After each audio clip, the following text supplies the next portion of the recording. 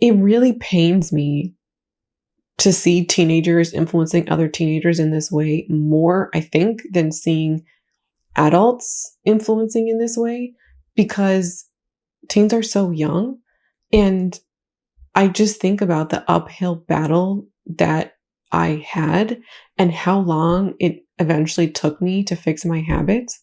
I think about where all of that kind of stuff just led to later in life, and having to work through some of those beliefs, like looking for validation in other people because I didn't feel good about myself. And social media can be an absolute way, even if you don't intend to do that, it can absolutely be a way in which we find validation or happiness in ourselves, and having our own opinion be so tied to what other people think about us, because people are weighing in on us every single day. When you're online, we can very quickly let the opinions of strangers warp our opinion of ourselves. Hey y'all, I'm Shauna. Welcome in or welcome back to the channel. Today we got a video. I got a video for you. I feel like I stepped in a bit of a landmine last week, or this week I should say. And I want to talk about it today. This is a video that's part of my Shauna Ramble series, where I talk about topics that, I care about, but my thoughts are less scripted, more like from the heart or off the chest. And we're talking about teenage influencers today. If you happen to be a teenager watching this video, I'm glad that you're here, and this video is not intended to be mean-spirited or a roast of any kind. So hopefully you feel like welcomed or safe in this space.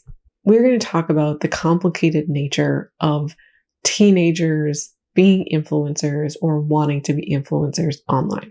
So let me start off with how I even got here making this video today.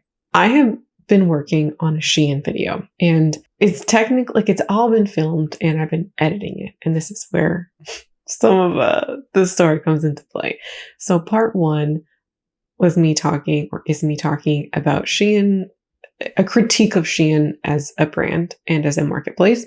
And then part two is reacting to Shein hauls.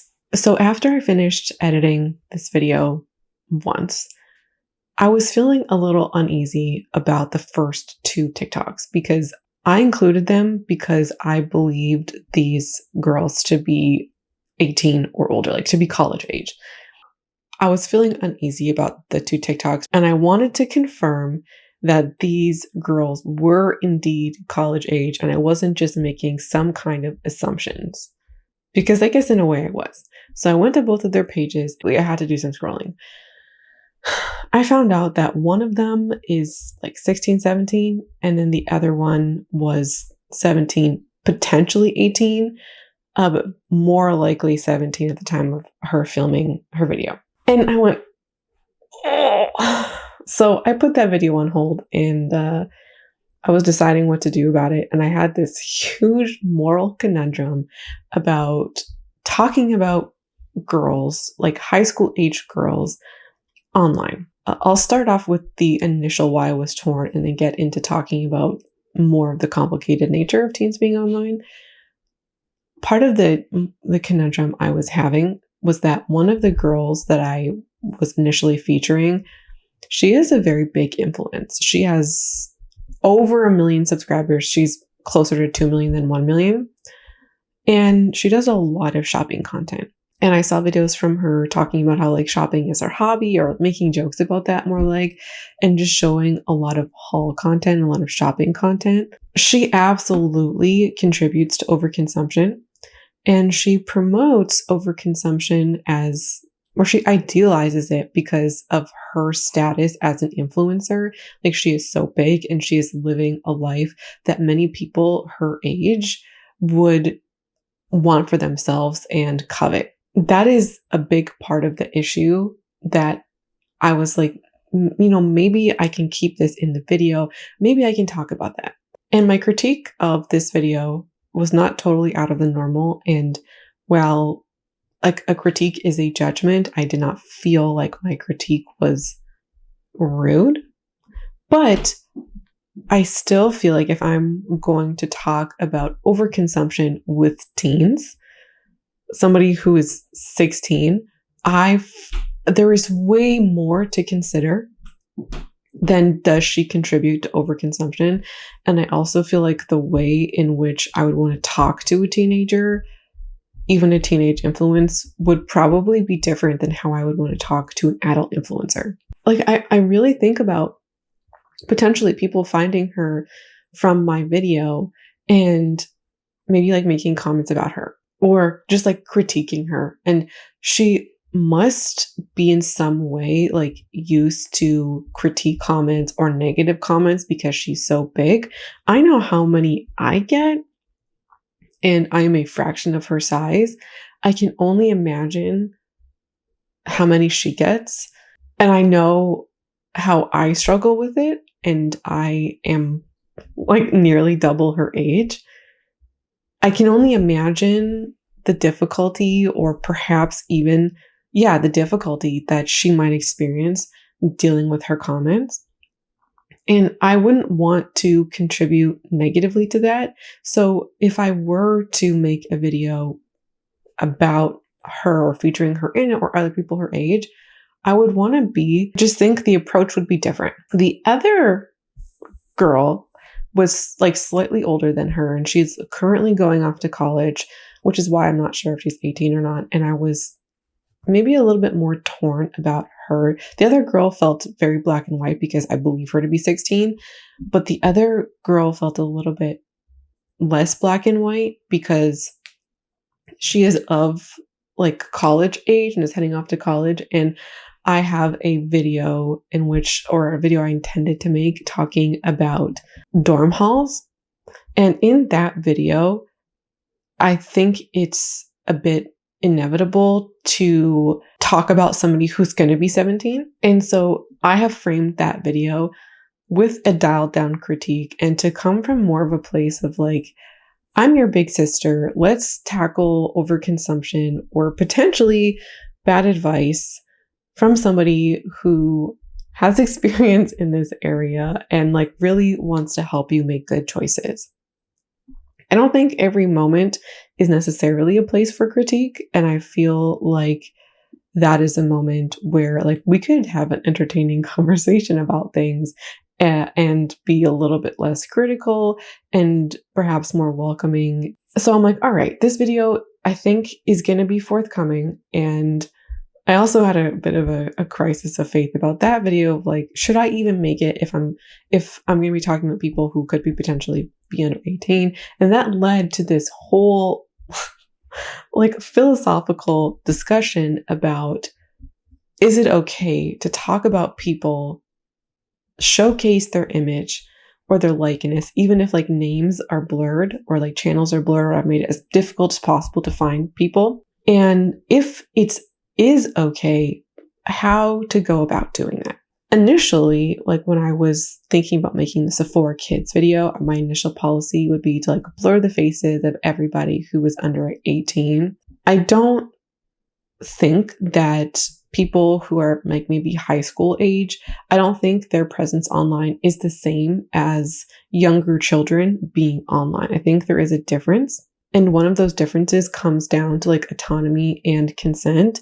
A 16-year-old, even a 15-year-old, has much more wherewithal to understand their implications of being online. I say more in the context of they understand more of the implications of being online, posting online, and reaching an audience than somebody who might be 11 or 12. And when we're dealing with younger children, we are more likely dealing with the parents as well, or parents encouraging their children to be online or like treating their kids like performers. But when we get into the teen kind of influencer that is much more self-conscious and teens making deliberate choices to be online, whether or not like they would ever come to regret those choices later down the line is yet to be seen. But I think it would be appropriate to say that teens understand, at least to a capacity, what being online is going to be like, and they can consent to being online.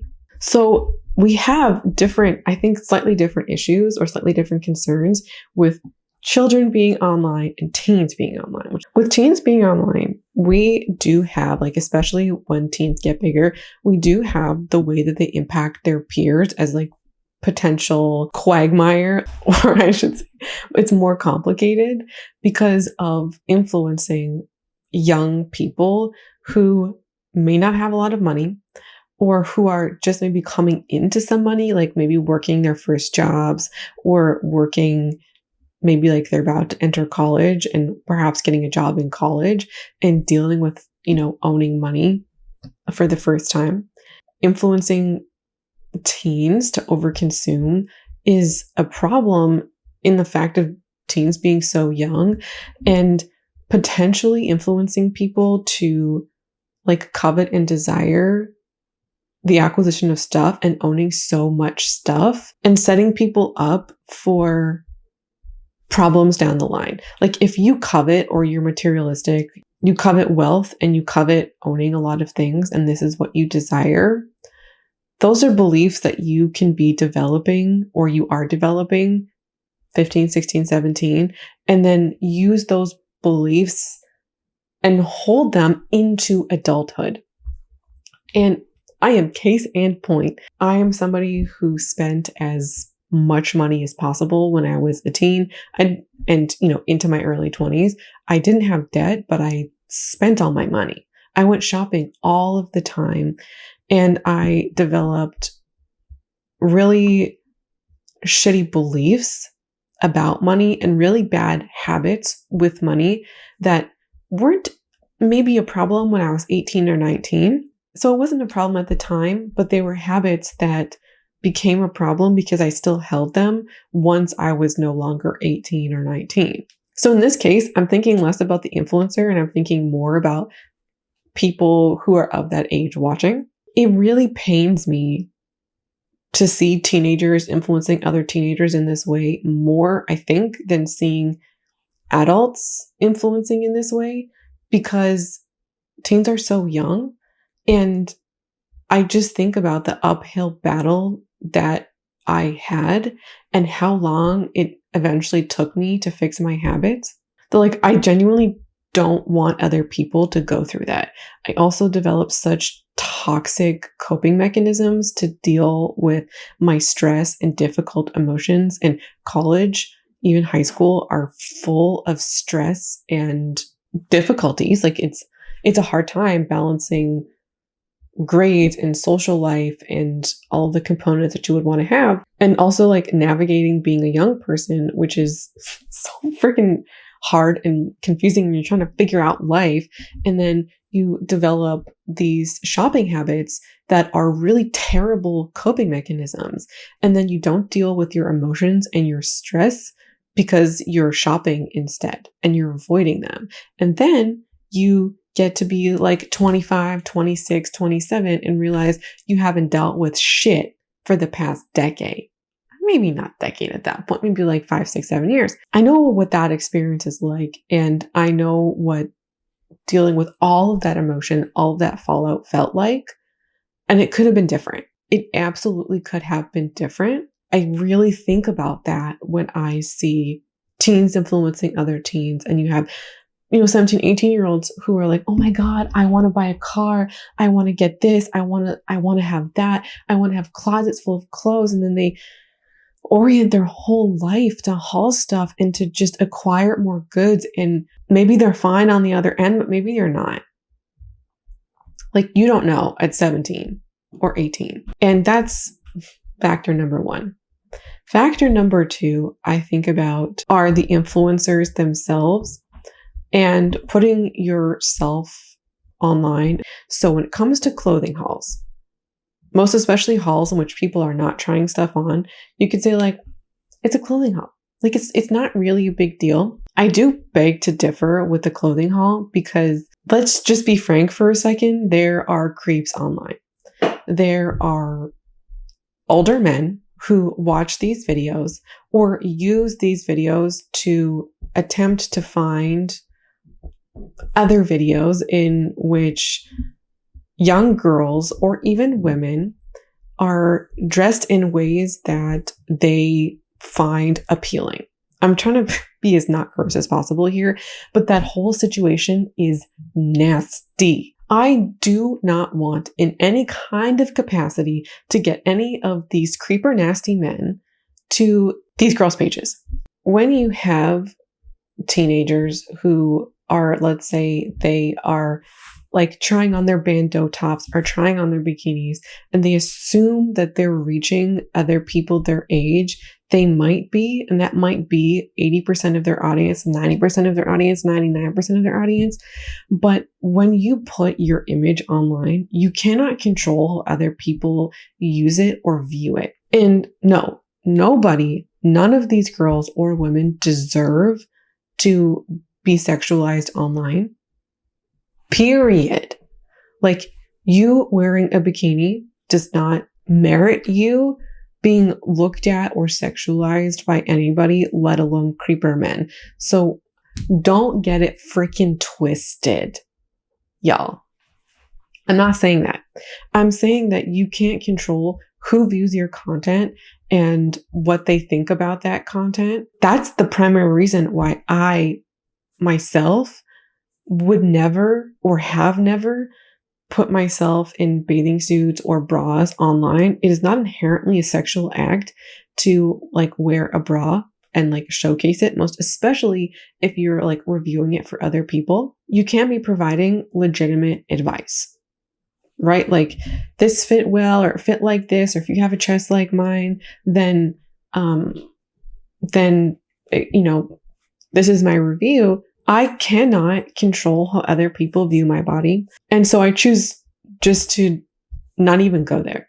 And I did say earlier that, teens are more autonomous and can understand some of the implications of being online, but I don't know that they understand all of the implications of being online. I know that I didn't when I was 16, 17, 18, 19.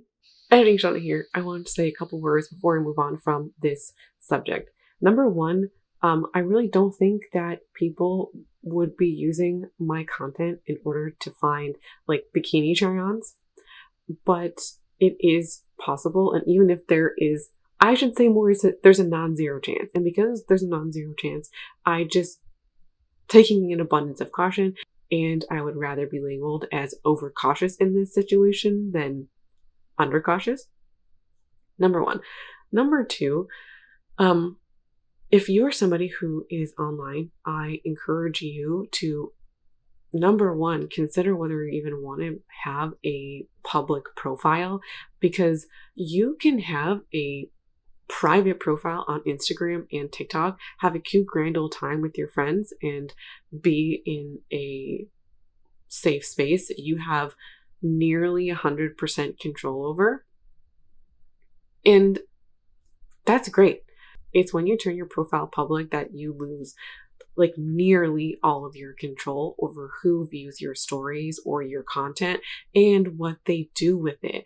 When you post content online, even if you delete that content, people can save it, people can screen record it, and people can manipulate it and use it for whatever nasty or nefarious purposes that they want. I care so much about this because this happened to me when I was younger. I think I was about 19. And you can't suss out people's intentions with, like, you can't suss out strangers' intentions. You just can't. And so I think that really considering the content that you put out there when it's in such a public way is just really important. People can also go and find content that you've deleted. When they say the internet is forever, it really can be forever.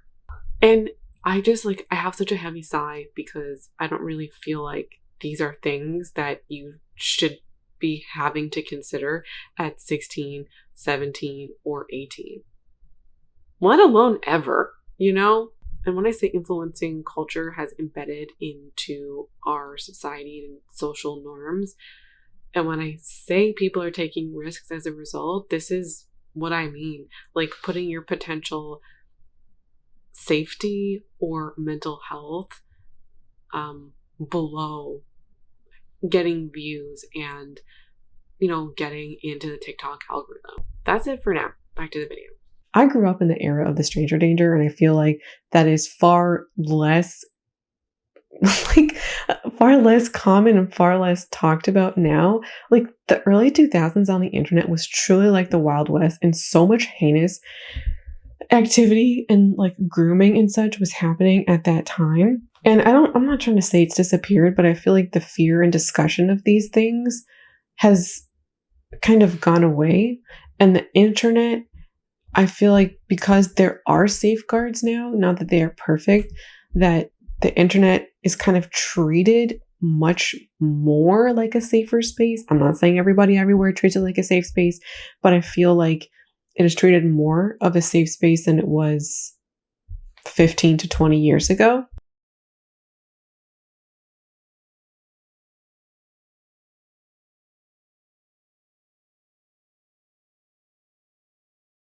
And so I feel like all the ramifications and like messages that I grew up watching are just not the same. Like, I remember the Degrassi special, like 2007 or 2008, where Emma, like, she comes into contact with an internet creep.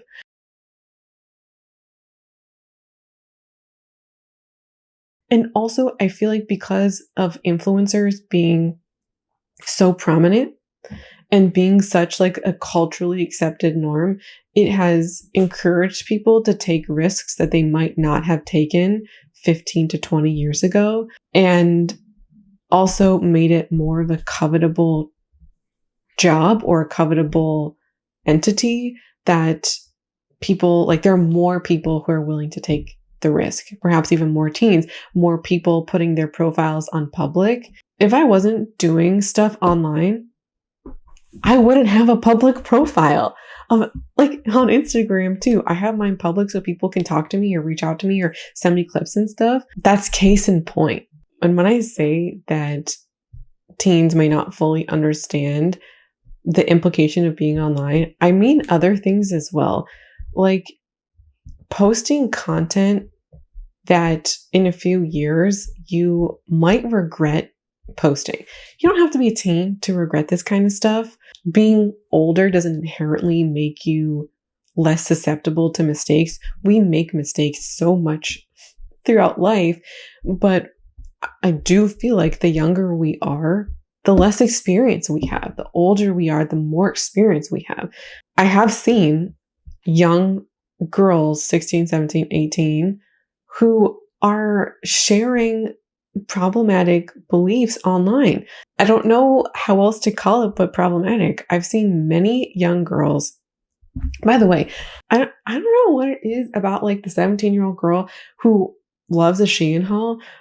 I went through that hashtag for literally hours trying to find girls who are older or women who are older. That, I don't know. Are you like suddenly a woman at 18? Oh my God. I got a little off topic here. So I came across, in my effort to try and find, like, to try and verify, are you actually 18 or 19? I came across a 17-year-old who are tanning and recommending like tanning techniques to other girls. Like, people saying, don't wear sunscreen, lather yourself up in coconut oil.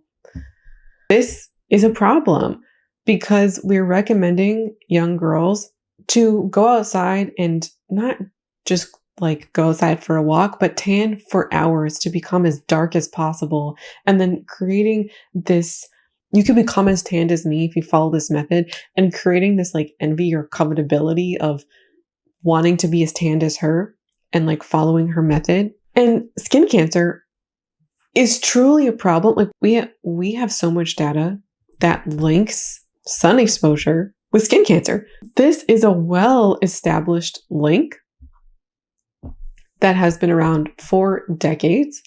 And yeah, you might not see the ramifications of your actions at 17, 18, or 19. You might see these ramifications when you're 30 or 40 or 50. But often when we're 17, we're not thinking about being 40 or 30. We're thinking about being 17. And quite frankly, so many of us don't care. I know that I didn't care. I could barely see or even fathom what life at 30 could be like.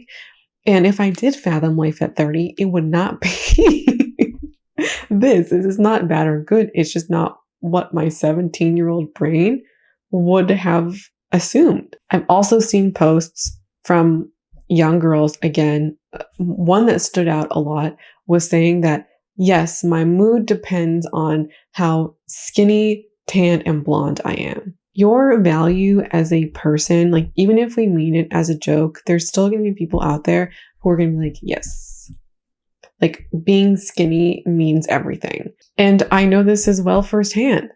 I know what having like ingrained fat phobia can lead to. I learned in adulthood just how many people how many millennials people who are now in the 25 to 35 age range, how many of those people had eating disorders and have such wild beliefs or problematic beliefs with food and working out and body dysmorphia that is a result of beliefs like this. And when you are a teen influencer, you influence people, and while she might be making like a funny joke, like haha, or maybe she's serious, I'm not totally sure, but you're still influencing people. We don't have the life experiences yet to fully suss out like why in many cases. And then also this kind of last part of understanding the ramifications of being online, I guess is twofold.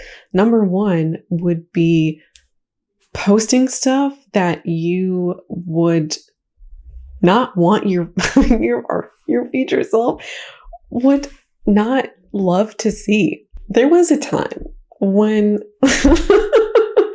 like 15 to 20 years ago when many of us had albums and albums of photos on Facebook.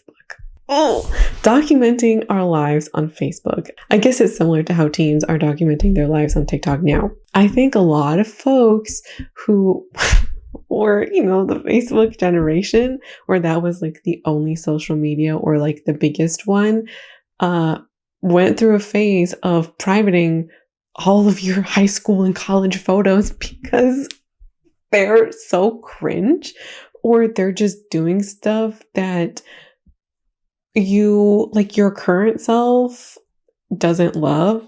Honestly, I am so glad I did not have a public influence until the time that I did, because I don't feel like I would have had a net positive impact on other people, because my values and how I look at the world and the kind of impact I want to have is very different now than it was at 20, 22, let alone 16, 17, 18. I would have been the person who did a lot of shopping hauls.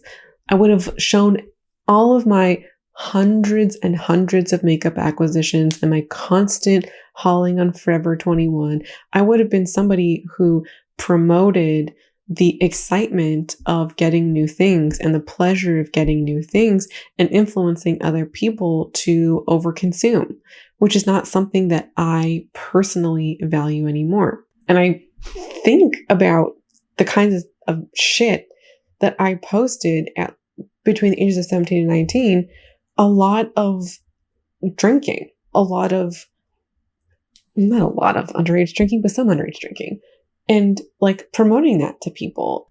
Some of my posts are like innocent fun and studying and cupcakes and cake and like riding a bike or whatever. But there was also this like desire for attention and to have like my identity validated, my beauty and my personality to be validated by other people, or to like show other people just how much fun I'm having or how edgy I am or was. I think about where all of that kind of stuff just led to later in life, and having to work through what some of those beliefs, like looking for validation in other people because I didn't feel good about myself. And social media can be an absolute way, even if you don't intend to do that, it can absolutely be a way in which we find validation or happiness in ourselves,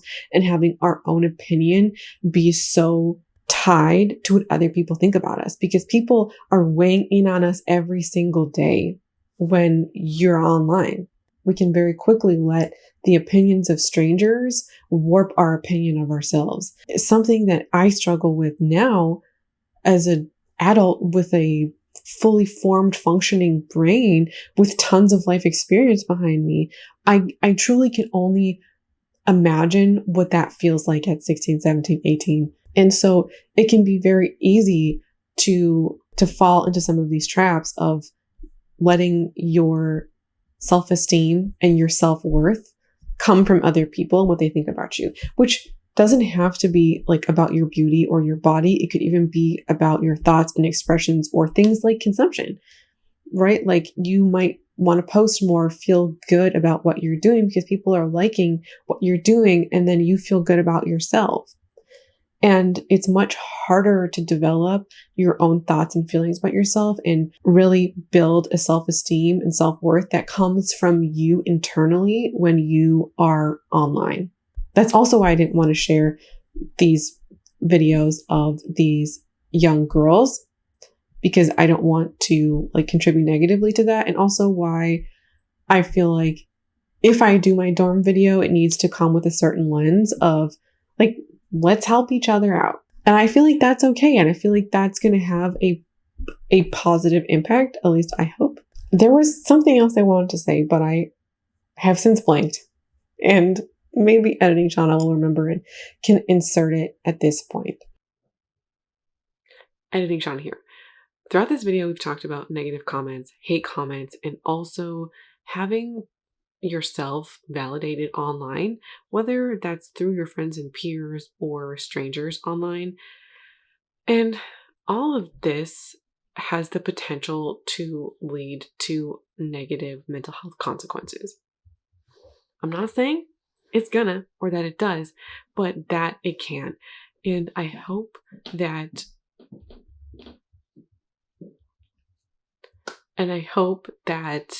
you, and I hope, maybe more than hope, I beg you from the bottom of my heart to not sacrifice your mental health for internet clout, fame, or just simply being on social media.